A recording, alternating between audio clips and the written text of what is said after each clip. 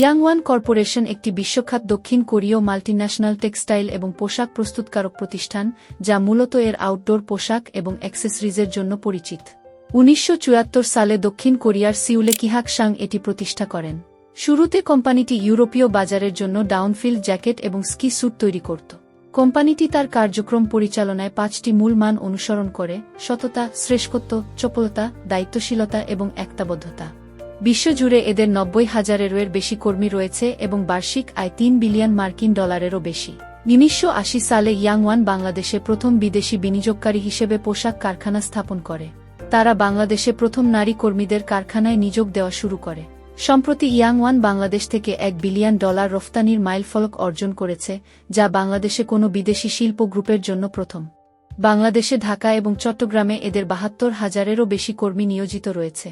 চট্টগ্রামের কর্ণফুলী নদীর দক্ষিণ তীরে প্রায় ২৫০০ একর জমিতে কেপিজেড স্থাপন করা হয়েছে। এটি একটি পরিবেশবান্ধব শিল্প অঞ্চলের মডেল হিসেবে পরিচিত।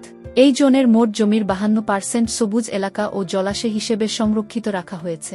এখন পর্যন্ত এখানে ২৫ লক্ষাধিক গাছ লাগানো হয়েছে এবং ২৫টি জলাধার তৈরি করা হয়েছে, যা বছরে ৫০ কোটি গ্যালন বৃষ্টির জল ধরে রাখতে পারে। কেপিজেড এলাকায় ২৯২ প্রজাতির প্রাণী শনাক্ত করা হয়েছে, যার মধ্যে ১৫৯ প্রজাতির পাখি, ১১ প্রজাতির স্তন্যপায়ী প্রাণী এবং ৮৬ প্রজাতির প্রজাপতি রয়েছে।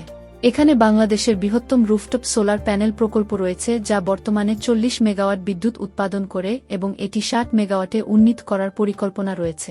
ইয়াংওয়ান বিশ্বখ্যাত ব্র্যান্ড যেমন দ্য নর্থ ফেস, প্যাটাগোনিয়া, লুলুলেমন এবং আর্কটেরিক্স এর পোশাক সরবরাহ করে। সুইজারল্যান্ডের বিখ্যাত সাইকেল এবং স্পোর্টস সরঞ্জাম নির্মাতা ব্র্যান্ড স্কট এখন ইয়াংওয়ানের মালিকানাধীন। তারা সিনথেটিক ফাইবার, পলিয়েস্টার প্যাডিং এবং মানসম্পন্ন জুতা তৈরির জন্য উন্নত প্রযুক্তি ব্যবহার করে।